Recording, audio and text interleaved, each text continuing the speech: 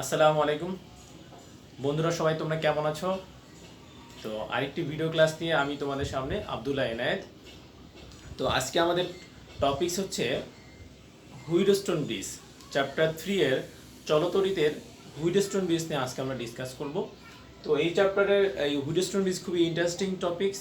তো চলো আমরা দেরি না করে শুরু করি আমাদের হুইটস্টোন ব্রিজ। তোমরা দেখতে পাচ্ছ আমি একটা হুইটস্টোন ব্রিজ নিয়েছি। তো আসলে হুইটস্টোন ব্রিজটা কি এবং কেন দরকার আমাদের, তোমরা কি জানো?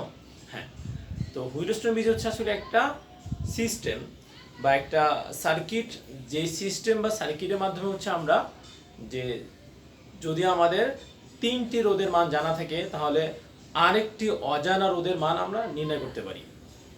যেমন দেখো, তোমরা এখানে চারটা রোধ দেখতেছো, এইটা ধরো 1 2 3 4। তো যে কোনো তিনটা যদি আমার জানা থাকে তাহলে অপর একটা যদি আননোন রেজিস্ট্যান্স থাকে তার ভ্যালু আমরা খুব সহজেই এই হুইটস্টোন ব্রিজ নীতি ব্যবহার করে আমরা বের করতে পারবো। তাহলে চলো আমরা হুইটস্টোন ব্রিজ নিয়ে কথা বলি। তো হুইটস্টোন ব্রিজ কি? হুইটস্টোন ব্রিজ হচ্ছে আমরা যদি চারটি রোধ নিয়ে একটি আবদ্ধ লুপ বানাই। যেমন ধরো আমি চারটি লুপ নিয়ে প্রথমে একটা আবদ্ধ লুপ বানালাম। এখন এই আবদ্ধ লুপের মাঝখানে যদি আমি যেটা করি যে আমার দেখো এই যে এ আর সি দুইটা কি বিপরীত বিন্দু না? দেখো এই যে এ আর বি আমাদের দেখো চারটা সংযোগস্থল তৈরি হয়। আমি এটাকে এখানে দেখাচ্ছি একটু। যেমন ধরো এরকম, এই দেখো, তো আমাদের চারটি সংযোগস্থল তৈরি হয়। আমরা যদি চারটি রোধ নিয়ে এভাবে চারটি সংযোগস্থল বানাই তাহলে এ, ধরো আমি এটা নাম দিলাম হচ্ছে এ, এটা বি, এটা সি, এটা ডি। তাহলে আমাদের রোধ হলো চারটা আর সংযোগস্থল হলো চারটা। এখন এই সংযোগস্থল মাঝে যদি আমি এমন ভাবে লাগাই যে কোনো দুইটি বিপরীত সংযোগস্থল, যেমন এ আর সি কি বিপরীত সংযোগস্থল, এদের মাঝে যদি আমি হচ্ছে একটা ব্যাটারি বা কোষ আর একটা চাবি সংযুক্ত করে দিই, আর বাকি যে আমার যে দুইটি বিপরীত সংযোগস্থল আছে বি এবং সি, বি এবং ডি, তাদের মাঝে যদি আমি গ্যালভানোমিটার লাগিয়ে দিই তাহলে যে একটা সিস্টেম দাঁড়ায় বা যে একটা সার্কিট তৈরি হয় এটাকে বলা হয় হুইটস্টোন ব্রিজ। যেখানে এই যে বি থেকে ডি এটা হচ্ছে আমাদের ব্রিজ, এটা হচ্ছে আমাদের ব্রিজ। কেন একে ব্রিজ বলতেছি আমরা সামনে এই নিয়ে কথা বলবো। তো আমরা যদি এখন একটা কাজ করব, এই যে দেখো তোমরা দেখতে পাচ্ছ চাবি, চাবি যদি আমি কি করে ফেলি, চাবি যদি আমি সংযুক্ত করি, অর্থাৎ চাবি যদি আমি সংযুক্ত করি বা সুইচ অন করি, তখন কি হবে আমার যে এইখানে যে আমার ব্যাটারি আছে, ব্যাটারি কি করবে, ব্যাটারি থেকে কারেন্ট হচ্ছে পুরো সার্কিটে চলে যাবে।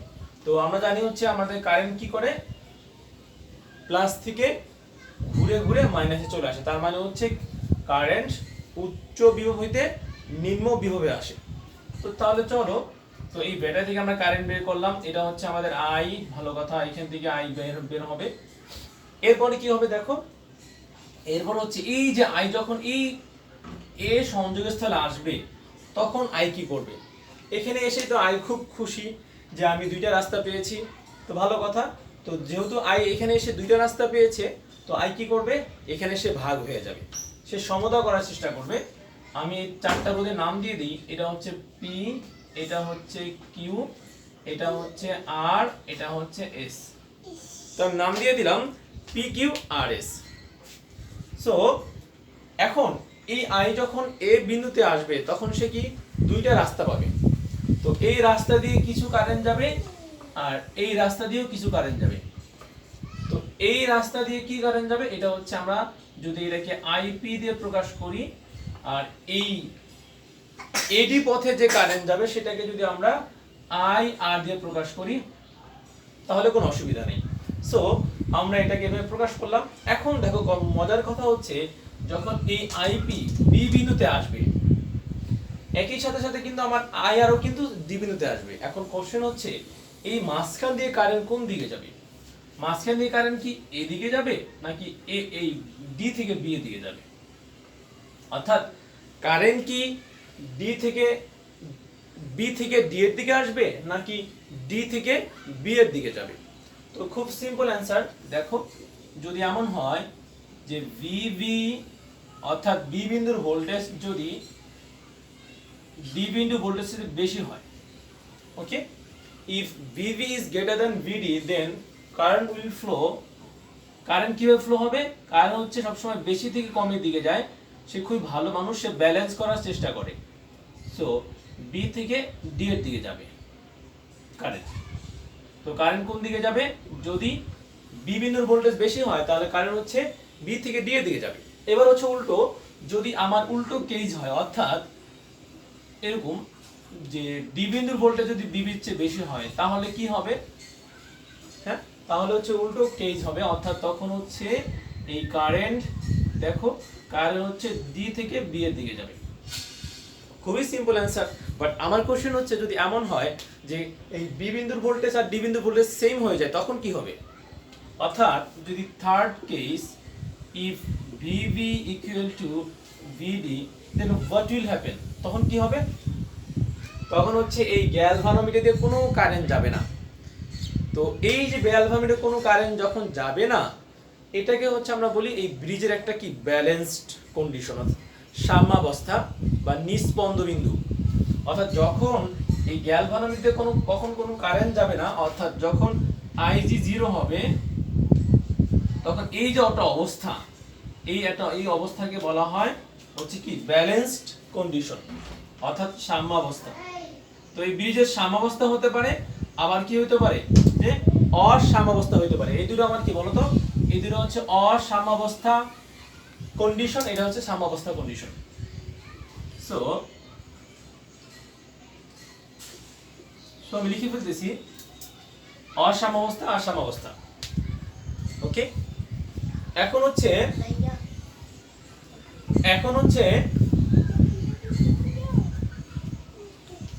তো আমি মুছে ফেলতেছি এটা।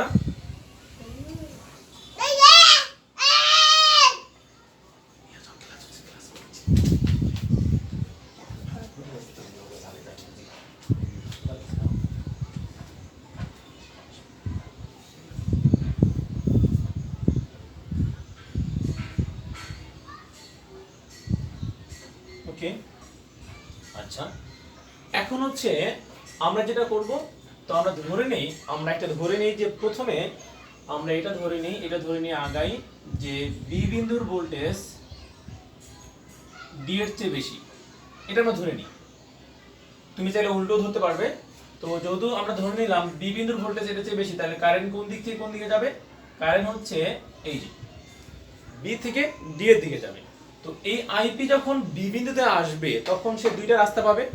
তো দুইটা রাস্তা পাওয়াতে সে কারেন্ট ভাগ হয়ে যাবে, কিছু কারেন্ট হচ্ছে এদিক দিয়ে যাবে আর কিছু কারেন্ট হচ্ছে এদিক দিয়ে যাবে।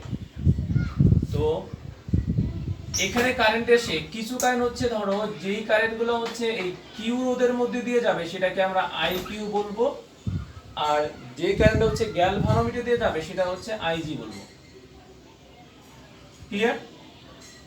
এখন এই আইজি যখন এখানে চলে আসবে, দেখো আইজি এখানে আসার সাথে সাথে এই যে আমাদের আইআর আছে, এই আইআর আর আইজি মিলে এখানে গিয়ে কি তৈরি করবে? এখানে হচ্ছে তারা আইএস নামে বের হয়ে যাবে ডিসি পথে। তো এই আইএস আর এই আইকিউ সি বিন্দুতে এসে মিলিত হয়ে আবার সেই টোটাল কারেন্ট আই নামে বের হয়ে আবার ব্যাটারিতে চলে আসবে। ঠিক আছে, এভাবে করে আমাদের কারেন্ট চলতে থাকবে। এখন আমি যদি কিরশফের প্রথম সূত্র বা কেসিএল ব্যবহার করি তাহলে কি লিখতে পারবো? আচ্ছা, কেসিএল আমরা কোথায় ব্যবহার করি? কেসিএল হচ্ছে আমরা ব্যবহার করি হচ্ছে সার্কিটের যেগুলো হচ্ছে কি জাংশন বিন্দু। এখানে জাংশন আমাদের কয়টা আমরা দেখতে পাচ্ছি? এখানে আমাদের দেখো এ একটা জাংশন, বি একটা জাংশন, সি একটা জাংশন, ডি একটা জাংশন। এই জাংশনগুলোতে হচ্ছে আমরা কেসিএল ব্যবহার করতে পারি। তাহলে কেসিএল ব্যবহার করে জাংশন মানে হচ্ছে যেখানে কমপক্ষে তিনটা তার এসে মিলবে সেই বিন্দুগুলোকে জাংশন বলা হয়। সো কেসিএল ব্যবহার করে পাই আমি এখানে এ বিন্দুতে, বি বিন্দুতে, সি বিন্দুতে, ডি বিন্দুতে ব্যবহার করতে পারবো। এখন ধরো আমি কোথায় ব্যবহার করব? আমি হচ্ছে যাচ্ছি এখানে ব্যবহার করতে এ বিন্দুতে। তাহলে এ বিন্দুতে আমি যদি এই কেসিএল ব্যবহার করি তখন কি পাবো? এ বিন্দুতে কেসিএল ব্যবহার করে কি পাবো? খুব সিম্পল, যেখানে আই কারেন্ট আসতেছে আর দুটো কারেন্ট বের হচ্ছে। তো একটা সার্কিটের কোনো সংযোগ স্থলে বা জাংশনে কিন্তু কোনো কারেন্ট তৈরি হয় না। কারেন্ট কোথায় তৈরি হয়? কারেন্ট তৈরি হচ্ছে কি পাওয়ার হাউসে তৈরি হয়। সো এখানে হচ্ছে একটা সংযোগ স্থলে যেই পরিমাণ কারেন্ট আসবে ঠিক সেই পরিমাণ কারেন্ট বের হয়ে যাবে। সো দেখি আমরা এখানে কি পরিমাণ কারেন্ট আসতেছে এ বিন্দুতে। আমরা দেখতে পাচ্ছি এ বিন্দুতে আই কারেন্ট আসতেছে আর কি কি কারেন্ট বের হয়ে যাচ্ছে? আইপি আর আইআর। তার মানে হচ্ছে যেই পরিমাণ কারেন্ট আসছে সেই পরিমাণ কারেন্ট যদি বের হয়ে যায় তাহলে অবশ্যই আই সমান সমান হবে আইপি প্লাস আইআর। তো আমি এটা লিখতে পারি আই ইকুয়াল টু হচ্ছে আইপি প্লাস আইআর। একইভাবে আমি প্রত্যেকটা জাংশনে লিখতে পারবো। বি বিন্দুতে লিখতে পারবো হচ্ছে কি, দেখো তোমরা দেখতে পাচ্ছ বি বিন্দুতে কি কি কারেন্ট আসতেছে? আইপি আসতেছে আর বের হচ্ছে কে কে? আই কিউ বের হচ্ছে আর আইজি বের হচ্ছে। এইভাবে প্রত্যেকটাতে হচ্ছে আমি এই কাজটা করতে পারবো। একইভাবে যদি আমি সি বিন্দুতে নেই, একইভাবে আমি ডি বিন্দুতে নেই, তাহলে কি পাবো? দেখো আমি যদি সি বিন্দুতে নেই, সি বিন্দুতে কে কে আসতেছে? আই কিউ আসতেছে আর আই এস আসতেছে। সো আমি লিখতে পারবো I Q plus I S equal to I. Okay, একইভাবে যদি আমি ডি বিন্দুতে অ্যাপ্লাই করি তখন আমি লিখতে পারবো হচ্ছে I R plus I G equal হচ্ছে আই এস। ওকে, এখানে একটু কথা বলতে চাই, সেটা হচ্ছে এই যে পূর্যস্টন ব্রিজের চারটা রোধ, এই রোধের নাম দেওয়া হয় এইভাবে যে এটাকে বলে প্রথম বাহু, এই বাহুকে বলা হয় প্রথম বাহু। এটা হচ্ছে প্রথম বাহু। আমি নিচে লিখে দিচ্ছি, এখানে লিখলে হয়তো বুঝতে অসুবিধা হবে। এবি বাহু যে রোধ সেটাকে বলে প্রথম বাহু। এবি আমাদের প্রথম বাহু, ঠিক আছে। দেন হচ্ছে বিসি আমার দ্বিতীয় বাহু, তারপর হচ্ছে কি তৃতীয় বাহু। তৃতীয় বাহু ধরা হয় হচ্ছে এডি কে, বি কেয়ারফুল। এটা হচ্ছে আমাদের তৃতীয় বাহু বা থার্ড আর্ম।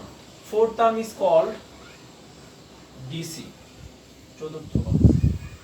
তো প্রথম বাহুর যে রোধ সেটাকে প্রকাশ করা হয় পি দিয়ে, দ্বিতীয় বাহুকে আমরা কিউ দিয়ে প্রকাশ করতে পারবো, আর যে তৃতীয় বাহু সেটা হচ্ছে কি এই আর দিয়ে প্রকাশ করা হয়, আর চতুর্থ বাহুকে আমরা এস দিয়ে প্রকাশ করি।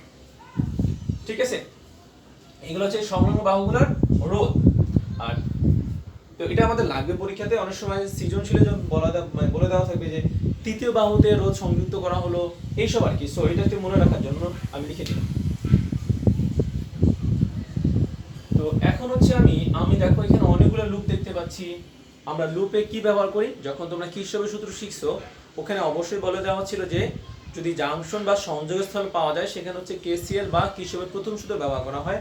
আর যেগুলো লুপ, সেই লুপগুলোতে হচ্ছে আমরা কিরশফের সেকেন্ড ল আর তোমার কেভিএল ভোল্টেজ ল ব্যবহার করতে পারি। তো সেকেন্ড লতে হচ্ছে আমরা ব্যবহার করব কোথায়? যেখানে লুপ আছে। এখানে লুপ অনেকগুলো লুপ আছে, আমি দেখতে পাচ্ছি। এই বড় একটা লুপ আমি যদি নাম দিয়ে দিই, ধরো এটা হচ্ছে আমার এবিসিডি, আর এই পয়েন্টগুলোর নাম দিতে যাচ্ছি, সেটা হচ্ছে এটা হতে পারে কি, তো আমার এখানে আছেই জি এইচ, আমি নাম দিতে পারি। তো এখানে অনেকগুলো লুপ আছে অ্যাকচুয়ালি, যে আমরা দেখতে পাচ্ছি। আমি লুপগুলো লিখে দিচ্ছি কি কি লুপ আছে।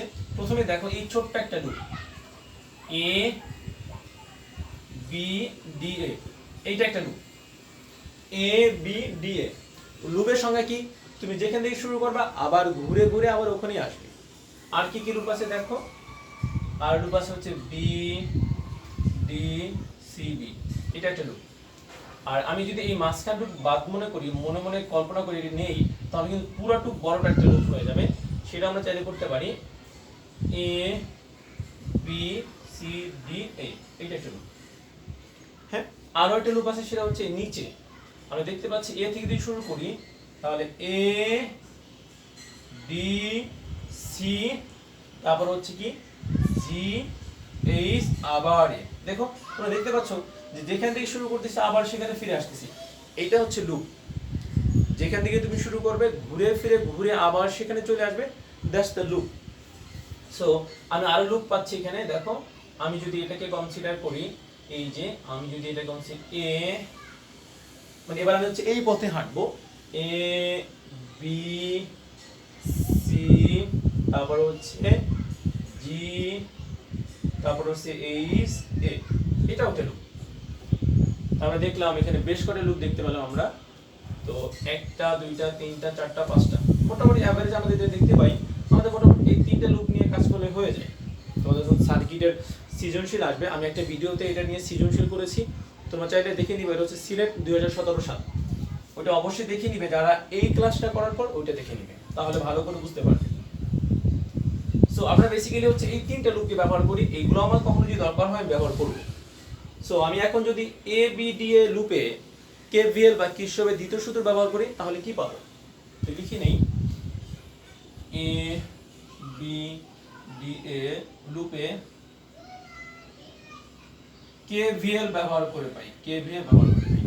হ্যাঁ, তো এই লুপে যদি আমি কেভিএল ব্যবহার করি তাহলে আমি কি পাবো? আমি যেটা পাবো সেটা হচ্ছে এই দেখো, আমরা একটু কাজ করে নিব। সেটা হচ্ছে যেই দিক দিয়ে কারেন্ট যায়, রোদের মধ্যে দিয়ে যে দিক দিয়ে কারেন্ট যায় সেই, দেখো রোদের কিন্তু দুইটা টার্মিনাল, একটা হচ্ছে কি দেখো এই স্টার্টিং টার্মিনাল, এন্ডিং টার্মিনাল। যেহেতু এই রোদের মধ্যে দিয়ে এ থেকে বি এর দিকে কারেন্ট যাচ্ছে, সো এটা হচ্ছে প্লাস, এটা হচ্ছে মাইনাস। কেন? এটা এই জন্য যে যদি এই প্রান্তটি মানে অধিক বিভব না হইতো আর ওই প্রান্তর যদি কম বিভব না হইতো তাহলে কিন্তু কারেন্ট দিক দিয়ে যেত না। সো যেহেতু এই দিক দিয়ে কারেন্ট যাচ্ছে, সো আমরা অবশ্যই বলতে পারি এই প্রান্তটা হচ্ছে উচ্চ বিভব, এই প্রান্ত হচ্ছে রোদের নিম্ন বিভব। সো এই দিক দিয়ে কারেন্ট যাচ্ছে, সো যে দিক দিয়ে কারেন্ট যাবে সেদিকে হচ্ছে আগে প্লাস পরে মাইনাস। এটা হচ্ছে গ্যালভানোমিটার। গ্যালভানোমিটার অভ্যন্তরীণ রোধকে আমরা জি দিয়ে প্রকাশ করতে পারি। সো এটা হচ্ছে এরকম ভাবে হবে, এটা প্লাস এটা মাইনাস। যে দিক দিয়ে কারেন্ট যাচ্ছে সেদিকে আগে প্লাস পরে মাইনাস, যে দিক দিয়ে কারেন্ট যাচ্ছে সেদিকে আগে প্লাস পরে মাইনাস। এভাবে করে রোদের গায়ে আমরা এভাবে লেবেলিং করে ফেলবো। ঠিক আছে? তো এটা করার পর আমরা যেটা দেখব, এখন দেখো আমরা যে লুপ নিয়েছিলাম সেই লুপে এ বি ডি লুপে কেভি ব্যবহার করে আমরা কি লিখতে পারবো। সো চলো আমরা লিখে নিচ্ছি। তো এই যে আমাদের কি মনে আছে যে কিরশফের দ্বিতীয় সূত্র, সেটা কি ছিল? সামেশন অফ আই আর, হ্যাঁ, ইকুয়াল টু সামেশন অফ ই। এখন যদি সামেশন অফ ই যদি আমরা বাম পাশে নিয়ে আসি তাহলে আমরা কি লিখতে পারবো? সামেশন অফ আই আর, হ্যাঁ, minus summation of E equal to 0। আর এটা যদি মাইনাস হয় তখন এটা প্লাস হবে, সো প্লাস মাইনাস আমরা লিখতে পারি। তো এটা হচ্ছে আমাদের আসল কাহিনী বা আসল সূত্র, যে summation of I R plus minus summation of E equal to 0। So আমরা সেটা এখানে ব্যবহার করব।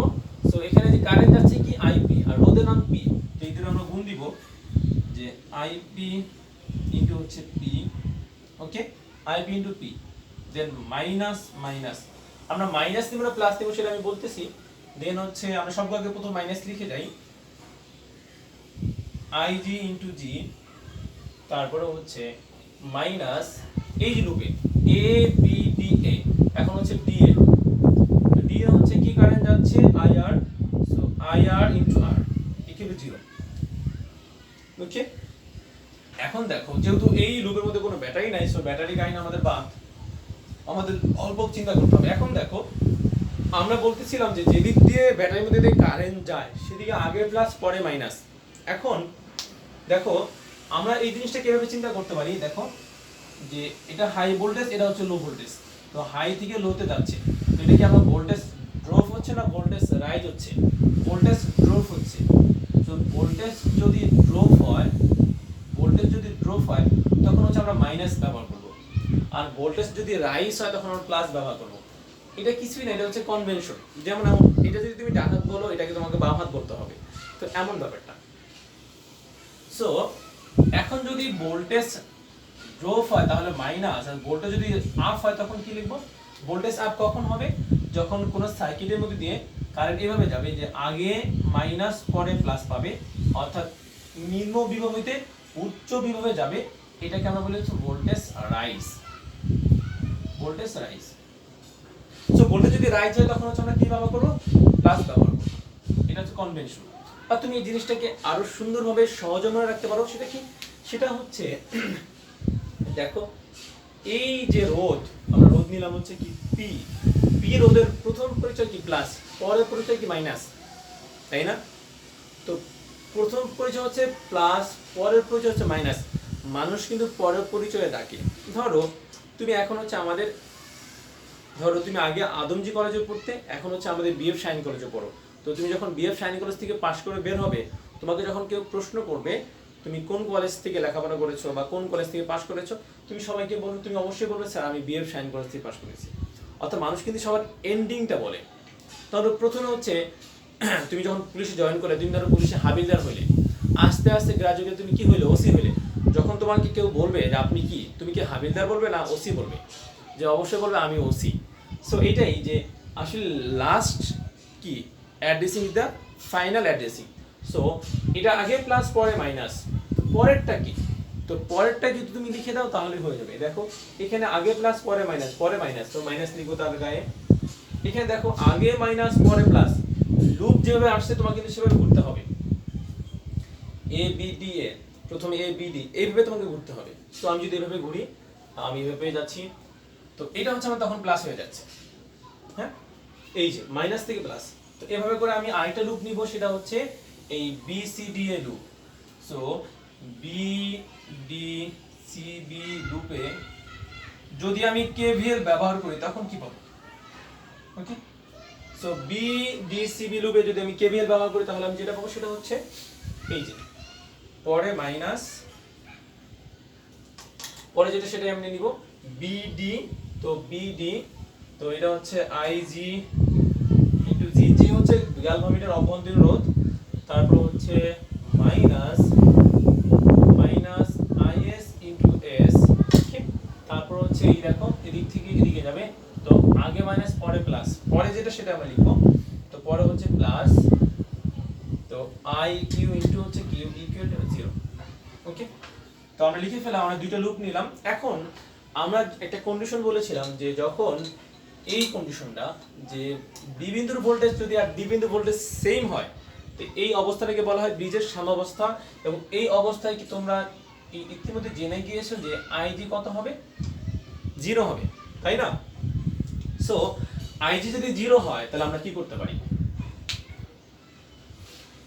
তো আইজি কোথায় কোথায় আছে সেখানে আমরা 0 বসাতে পারি, তাই না? তো আইজি কোথায় কোথায় আছে দেখো, এখানে আইজি আছে, তো এটা আমরা 0 বসাই দিব। এখানে আইজি আছে, সেখানে আমরা 0 বসাই দিব। তো এটা দেখো, এটা মুছে দিব, তো এটা থাকবে না, তাহলে আমরা এটাও থাকবে না। তো আমরা কি পাচ্ছি, আমি একটু বক্স করে দিচ্ছি। আমি এটা পাচ্ছি যে আইপি সমান সমান আইকিউ, এবং আমি এটা পাচ্ছি যে আইআর সমান সমান আইএস।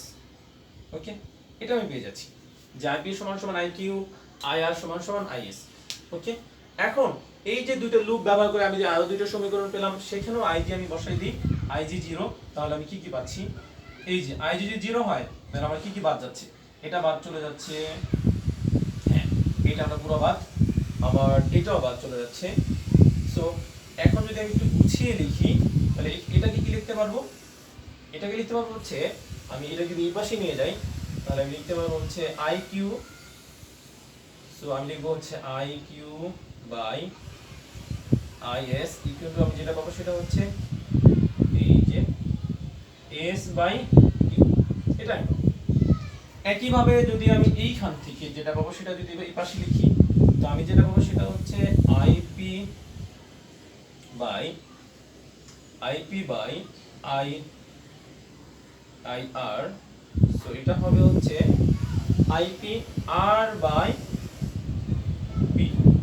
তো এইটা এখান থেকে ইজিলি পাওয়া যায়। সো এখন আমি যেগুলো পাচ্ছি সেগুলো বাদে সব মুছে দিচ্ছি, আমি আমার লুপগুলো মুছে দিচ্ছি।